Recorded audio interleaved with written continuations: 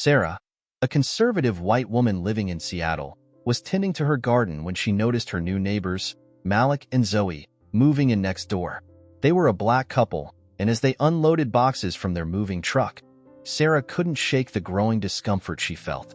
Each laugh they shared, each affectionate gesture, only intensified her unease. She wasn't used to such vibrancy, such open expressions of joy in her neighborhood. The difference in culture was glaring to her, and it triggered an irrational fear. A fear rooted in her unfamiliarity with their way of life. As she trimmed her rose bushes, Sarah's mind began to race with thoughts about what this change might mean for the community she had known for years. She had always prided herself on maintaining a certain standard in her neighborhood, and now, she felt that standard was being threatened. The idea that this couple, with their different background and culture, might disrupt the tranquility of her suburban life started to eat away at her.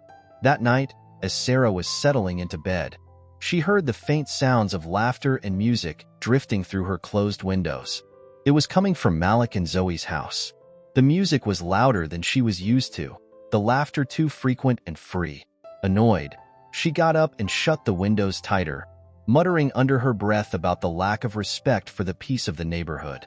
The sounds of joy and celebration felt intrusive to her, a stark contrast to the quiet, subdued evenings she preferred.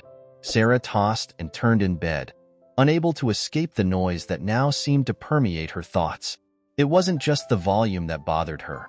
It was the feeling that her world was changing, that something she had taken for granted was slipping away. The more she tried to ignore it, the more agitated she became. By the next morning, Sarah had convinced herself that something needed to be done. She couldn't just sit back and let her neighborhood be taken over by what she perceived as disruptive behavior. In a moment of impulsive anger, she picked up the phone and dialed the police. She justified it to herself as protecting the community, maintaining the standards that had always been upheld.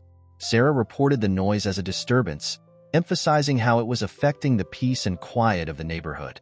As she hung up the phone, a part of her felt vindicated, believing she was doing the right thing. But deep down, another part of her, one she wasn't ready to confront, wondered if her reaction was more about her own insecurities and prejudices than about any real threat to her community. The police arrived shortly after Sarah's call. She watched from her window as the officers approached Malik and Zoe's house. Malik opened the door, visibly surprised but composed, as he greeted the officers. They spoke for a few minutes, and Sarah strained to hear the conversation, but the distance made it impossible. Her heart pounded as she imagined the officers reprimanding them, restoring the order she believed was being disrupted. However, after a brief exchange, the officers simply nodded and left without taking any action. Sarah's sense of validation quickly turned into a feeling of being disrespected and ignored. She couldn't understand why nothing had been done. To her, this was a clear sign that her concerns were not being taken seriously, and it only fueled her growing resentment. The next day, Malik, sensing the tension from the previous night, decided to introduce himself to Sarah. He approached her as she was collecting her mail, offering a warm smile and extending his hand. "Hi, I'm Malik, your new neighbor," he said, trying to bridge the gap that had already started to form between them. But Sarah barely acknowledged him, giving a curt nod and turning away before he could say more. Zoe, who had been watching from their porch, decided to try a different approach. She walked over with a small plate of homemade cookies, hoping to create a friendly gesture. "Hi there, I'm Zoe. We just moved in and wanted to say hello," she said cheerfully.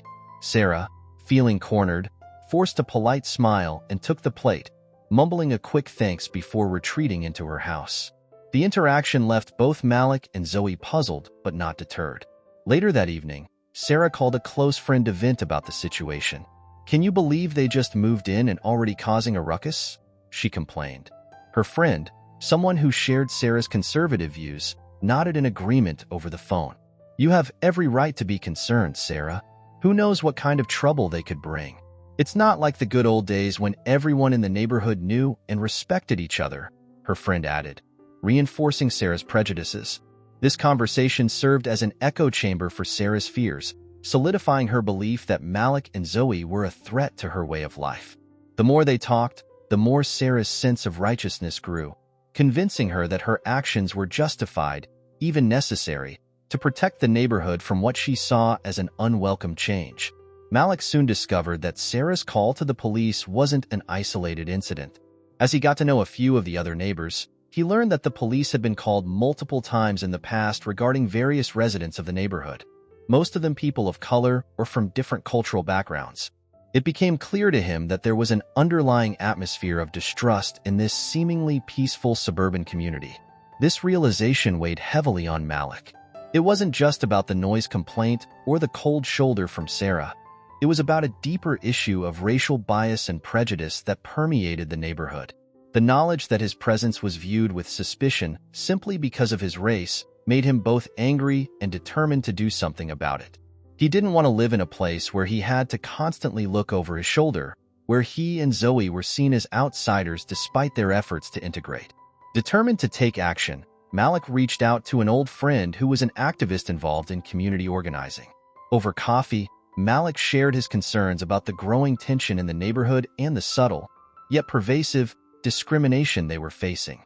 His friend listened carefully and then suggested organizing a community event, a gathering where neighbors could come together, share their experiences, and discuss the issue of discrimination openly. The idea was to create a space where people could confront their biases and start building real connections with each other. Malik liked the idea and agreed to help organize the event. He knew it wouldn't be easy, but he believed that dialogue was the first step toward breaking down the walls of prejudice. Back home, Malik discussed the plan with Zoe, who was immediately supportive. Together, they started planning the event, deciding to host it in their own backyard to make it as welcoming as possible. They began by creating invitations and reaching out to their neighbors personally, inviting them to join the gathering. They were careful to frame it as a positive community-building event, hoping to attract as many people as possible. As they prepared the space, Malik and Zoe focused on creating an environment that felt inclusive and safe for everyone. They arranged seating in a circle to encourage open conversation and set up a small area where people could share their stories anonymously if they weren't comfortable speaking out loud. They also prepared food and drinks, knowing that breaking bread together could help ease tensions. As the day of the event approached, Malik and Zoe couldn't help but feel a mixture of hope and anxiety, wondering how their neighbors would respond and if this effort could truly make a difference. The day of the community gathering arrived, and Malik and Zoe's backyard was transformed into a warm, inviting space. The chairs were set up in a circle, with lights strung overhead to create a comforting atmosphere as evening approached. Sarah, still wary of her new neighbors and the changes they seemed to bring, hesitated to attend. She had received the invitation and had been curious, but her initial instincts told her to stay away. However, something nagged at her. A combination of curiosity and perhaps a small sense of guilt for how she had treated them. After pacing around her living room and battling with her thoughts, she decided to go, if only to see what all the fuss was about. When Sarah arrived, she was surprised to see a sizable turnout. Neighbors she had known for years were there, as well as others she had never really spoken to. The atmosphere was surprisingly warm, with people chatting, sharing food, and even laughing together. As the event officially began, Malik took a moment to welcome everyone and explain the purpose of the gathering. He spoke about the importance of community, understanding, and the need to confront and discuss issues of discrimination and prejudice that had been simmering under the surface for too long. Then, one by one, people began to share their stories. Some spoke about personal experiences with discrimination, while others talked about their struggles to feel accepted in the neighborhood. Sarah sat quietly, listening intently as these stories unfolded. Each account chipped away at the defensive wall she had built up, forcing her to reflect on her own actions and attitudes. One particular story caught Sarah off guard. An elderly neighbor, someone she had known for years but had never really spoken to in depth, shared his experience of growing up in a divided neighborhood. He spoke with a vulnerability that moved everyone present, describing the pain of being excluded, of seeing people turn away from him simply because of his skin color or heritage. As he spoke, Sarah could feel the weight of his words pressing down on her, forcing her to confront the reality that her actions, though seemingly small, were part of a larger pattern of exclusion and prejudice. She felt a lump in her throat as she realized how her own fears and biases had contributed to this atmosphere of division. For the first time, she began to see Malik and Zoe not as outsiders, but as people who had the same desires for safety, acceptance, and community that she did. After the elderly neighbor finished his story, the crowd was silent, processing the emotions and memories that had been shared. Zoe noticed Sarah sitting quietly, her usual rigid posture softened. Sensing an opportunity, Zoe approached her with a gentle smile. "Sarah, I'm really glad you came tonight," Zoe said warmly. "It's not easy to open up about these things, but it's important." Sarah, still processing everything she had heard, hesitated. She wasn't used to being so vulnerable, especially with people she barely knew. But something in Zoe's voice, in her genuine concern, made Sarah feel safe enough to speak. I guess I've been scared," Sarah admitted, her voice trembling slightly. "I've lived here for so long, and I've seen this neighborhood change. It's not easy to see things that you've known for so long feel different. I didn't realize how much that fear was affecting the way I saw you and Malik." Malik, who had been observing from a distance, noticed the conversation between Zoe and Sarah and decided to join them. "Sarah, I appreciate you sharing that with us," he said, his tone sincere and understanding. "I know it's not easy to confront those feelings, but it means a lot that you're willing to talk about it." Sarah looked at Malik, feeling a mix of emotions. Part of her was still defensive, wanting to justify her actions, but another part was beginning to see the situation through a different lens. Malik continued, "We didn't come here to change anything about this neighborhood. We came because we loved what we saw, a close-knit community, a place where people cared about each other. We want to be part of that, too." His words struck a chord with Sarah. She had always prided herself on being a part of a strong, caring community, but now she realized that her actions had been anything but welcoming. In that moment, something shifted within Sarah. She saw Malik and Zoe not as a threat, but as people who, like her, wanted to belong. "Maybe I've been wrong," Sarah admitted, her voice barely above a whisper. "I don't know how to fix everything, but I want to try." Malik smiled, sensing the sincerity in her words. "That's all anyone can ask, Sarah," he replied. "We can start by just getting to know each other better. We're more alike than different, and I think if we work together, we can make this neighborhood even stronger." Sarah nodded, feeling a sense of relief wash over her. For the first time since Malik and Zoe had moved in, she felt like there was a path forward, a way to bridge the gap that had formed between them. As they continued to talk, a bond began to form, one built on honesty and a shared desire for a better community. In the days following the community gathering, Sarah and Malik began to meet regularly. Sometimes it was over coffee on their front porches, other times during walks around the neighborhood.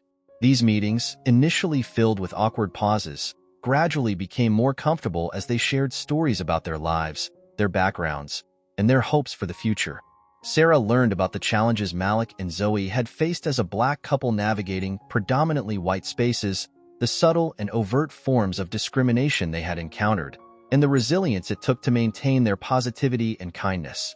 Malik, in turn, learned about Sarah's fears, how the changes in the neighborhood had stirred up deep-seated anxieties about losing control over the world she knew.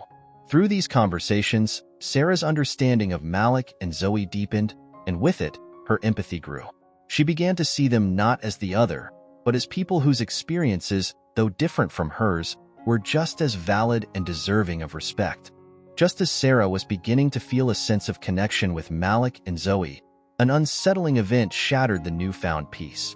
One morning, Sarah woke to the sound of raised voices and hurried footsteps outside. She looked out her window and saw that Malik and Zoe's house had been vandalized during the night. The walls were spray-painted with hateful messages, and their garden, which they had worked so hard to cultivate, was torn apart. Malik stood on the lawn, his face a mixture of anger and sorrow, while Zoe tried to clean up the mess. Sarah's heart sank. She knew that this act of vandalism was not just random mischief but a targeted attack, a hateful response to the presence of a black couple in the neighborhood. The guilt Sarah felt for her initial coldness and suspicion toward Malik and Zoe intensified, leaving her with a deep sense of regret. Sarah knew she couldn't stay silent. She had been complicit in creating an environment where such hatred could thrive, and now she felt a responsibility to make things right. She walked over to Malik and Zoe's house, her steps heavy with the weight of her past actions. "I'm so sorry," she said, her voice breaking. "I should have been better, done more to stand up for you. This shouldn't have happened." Zoe, tears in her eyes, reached out to hold Sarah's hand. "It's not your fault, Sarah," she said softly, though the pain in her voice was clear. "But thank you for being here now. That means more than you know." Malik nodded, his expression softening as he saw the sincerity in Sarah's eyes. "What's important now is that we come together as a community to stand against this kind of hate," he said firmly. "We can't let this divide us." Sarah, determined to make amends, vowed to do everything in her power to help Malik and Zoe rebuild and to stand with them against the racism and prejudice that had reared its ugly head in their neighborhood. Determined to take action, Sarah decided to organize a neighborhood meeting to address the vandalism and discuss ways to promote unity within the community. She knew it wouldn't be easy, especially given the underlying tensions that had been brought to the surface. But after seeing the impact of the hateful act on Malik and Zoe, she felt a renewed sense of responsibility. She went door to door, inviting her neighbors personally, explaining the importance of coming together in the face of such a blatant display of racism. Some were receptive, nodding in agreement and offering their support. Others were more hesitant, their discomfort palpable as they tried to avoid committing to attend. Nevertheless, Sarah persisted, determined to get as many people involved as possible. The night of the meeting, she felt a mix of nervousness and hope, unsure of how the evening would unfold but resolute in her decision to stand up for what was right. As the meeting began, Sarah stood at the front of the room, her heart pounding in her chest. She looked around at the faces of her neighbors, some familiar, others less so, but all with a shared stake in the outcome of the discussion. Sarah began by addressing the recent vandalism, speaking plainly about the harm it had caused not just to Malik and Zoe, but to the entire community. "This isn't just about a few bad apples," she said, her voice steady. "It's about how we as a community respond to hate and division. We have to decide what kind of neighborhood we want to be, a place where everyone feels safe and welcome, or a place where fear and prejudice rule." The room was quiet, the weight of her words sinking in. As she continued, Sarah noticed a familiar face in the crowd, one of her neighbors who had supported her initial decision to call the police on Malik and Zoe. He was frowning, clearly uncomfortable with the direction of the conversation. The tension in the room was palpable, but Sarah pressed on, determined to make her point clear. The neighbor, visibly irritated, finally spoke up, his voice laced with frustration. "Look, I get that what happened was wrong, but you can't deny that ever since they moved in, things have been different around here. Maybe if they didn't stand out so much, this wouldn't have happened." His words sent a ripple of unease through the room, and Sarah felt a surge of anger and disappointment. She knew this was the kind of thinking that had led to the vandalism in the first place, a refusal to confront one's own biases and a tendency to blame the victims. Taking a deep breath, Sarah stood taller, her voice firm as she responded. "It's not about them standing out. It's about us standing up for what's right. If we allow this kind of behavior to go unchecked, we're no better than the people who did this. We all have a responsibility to make this neighborhood a place where everyone, regardless of their background, feels safe and welcome." The room fell silent again, but this time the silence felt different, heavier, more introspective. Sarah's words had struck a chord, and the neighbor who had spoken up looked down, realizing perhaps for the first time the impact of his own prejudices. Sarah, feeling more courageous than she ever had, knew that this was just the beginning of the work that needed to be done. After the meeting, Sarah felt a mix of relief and resolve. She had stood up for what she believed was right, but she also knew that the battle against prejudice and ignorance in her neighborhood was far from over. The tension from the meeting lingered in her mind, reminding her that the resistance within the community was still strong. As she walked home, Malik and Zoe caught up with her, both wearing expressions of gratitude and concern. "Thank you for what you said tonight, Sarah," Malik began, his voice sincere. "But we both know that changing minds and hearts is going to take more than just one meeting." Zoe nodded in agreement, adding, "We've been thinking about ways to keep this momentum going.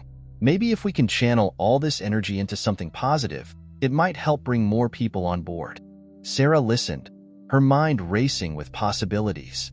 They all knew that one community meeting wasn't enough to dismantle the deeply ingrained prejudices that had led to the recent acts of vandalism, but it was a start. And with that start, they could begin to rebuild trust and foster a sense of unity that had been missing. The three of them decided to create a community project that would focus on rebuilding the sense of togetherness that had been eroded over time. They envisioned a series of initiatives, regular neighborhood events, educational workshops on diversity and inclusion, and perhaps even a community garden where everyone could contribute and share the harvest. The goal was to create spaces where people could connect on a personal level, breaking down the barriers that fear and prejudice had built. Sarah took the lead in organizing the first event, a neighborhood cleanup followed by a potluck dinner. She worked tirelessly, reaching out to everyone in the neighborhood, encouraging participation. Malik and Zoe used their connections to bring in speakers who could address the importance of community solidarity and the dangers of allowing discrimination to fester unchecked. The preparations for the event were exhausting but rewarding, and Sarah felt a renewed sense of purpose as the day approached. When the day of the event arrived, the turnout exceeded their expectations. Neighbors who had been hesitant before were now showing up, curious and perhaps inspired by the efforts they had seen. The cleanup was a success, with people of all ages working together to beautify the neighborhood. Laughter and conversation filled the air, a stark contrast to the tension that had gripped the community just weeks before.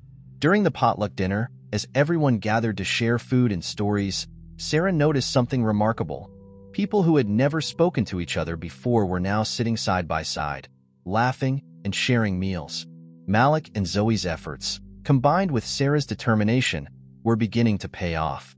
The walls that had once divided them were slowly crumbling. As the evening came to a close, Sarah stood up to address the group. "This is just the beginning," she said, her voice filled with emotion. "We've started something special here, something that I hope will continue to grow. Let's keep working together to make this neighborhood a place where everyone feels like they belong." The crowd responded with applause, and in that moment, Sarah knew that they had taken a significant step toward healing the divisions in their community.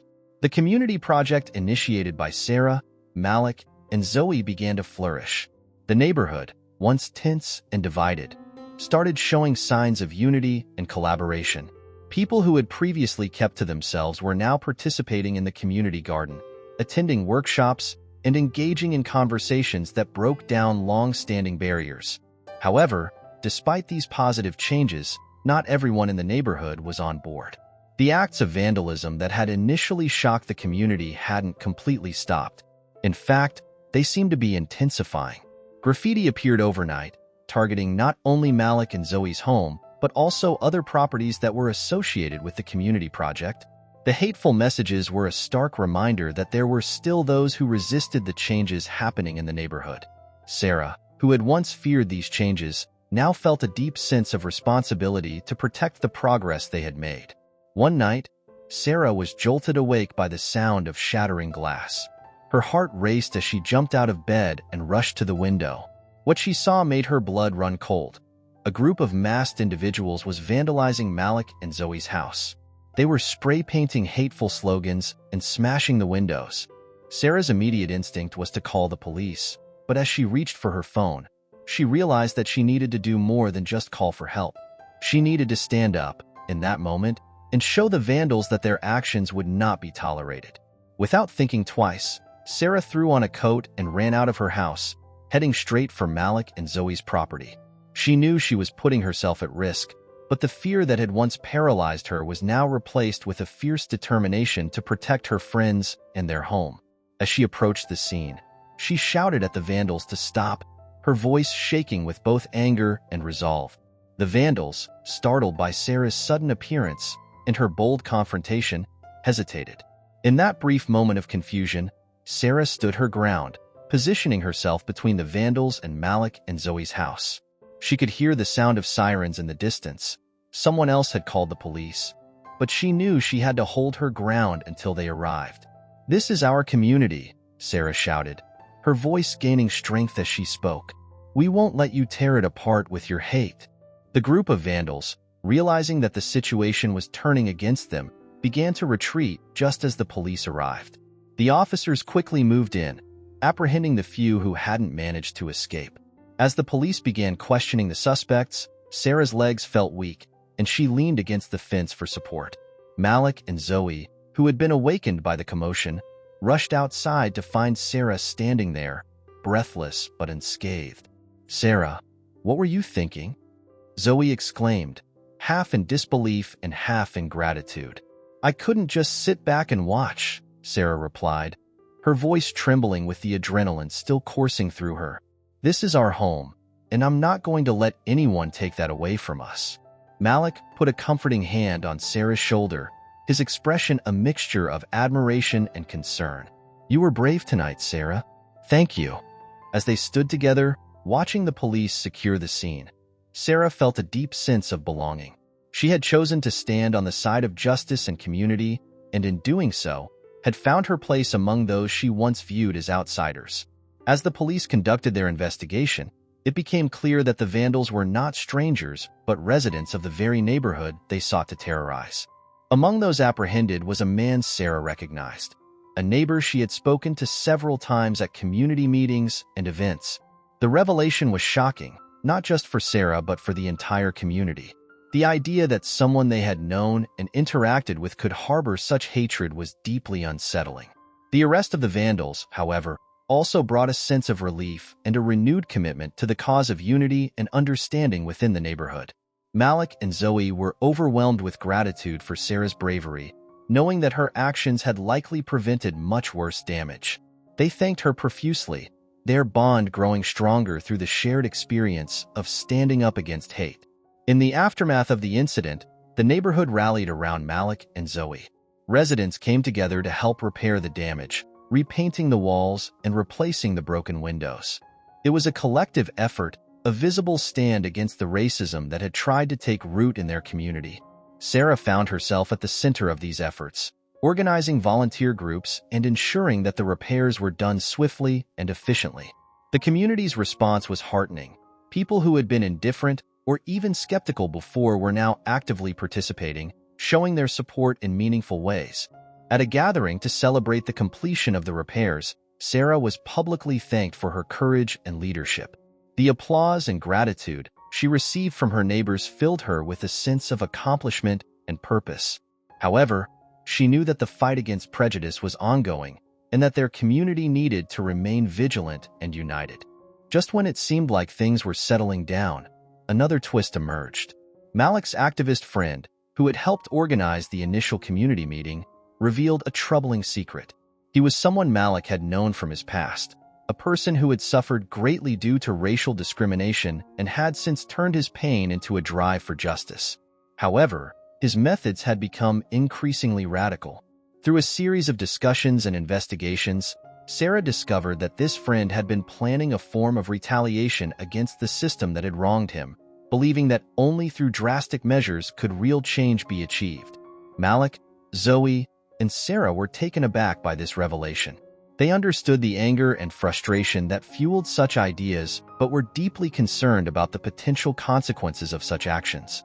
This new challenge forced Sarah to confront the broader implications of their fight against prejudice. It wasn't just about their neighborhood. It was about a cycle of injustice that perpetuated anger and division. Sarah, Malik, and Zoe sat down with the activist, trying to persuade him to reconsider his approach. They emphasized the importance of building bridges rather than burning them, of creating lasting change through unity and dialogue. The conversation was tense, filled with raw emotions and difficult truths. In the end, the activist agreed to scale back his plans, realizing that the community's recent progress could be a model for broader societal change. Sarah understood that their journey was far from over. The struggle against discrimination and hatred was a continuous one, requiring constant effort and unwavering commitment. But she felt hopeful. The experiences had transformed her, giving her a new perspective and a renewed sense of purpose. Together with Malik, Zoe, and their neighbors, she was determined to build a community where everyone could feel safe, respected, and valued, setting an example for others to follow.